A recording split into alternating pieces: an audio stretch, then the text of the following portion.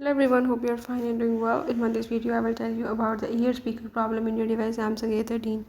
Before starting the video, if you are new to my channel, do subscribe and press the bell icon. So now let's move to the topic. If you are having an issue related to the ear speaker, or you can say the calling speaker of the device, you can solve this by the method as I am showing in this video. So you have to follow the steps and watch complete video, and you will learn how you can solve the ear speaker or the calling speaker issue in your device Samsung A13. Let's watch the video.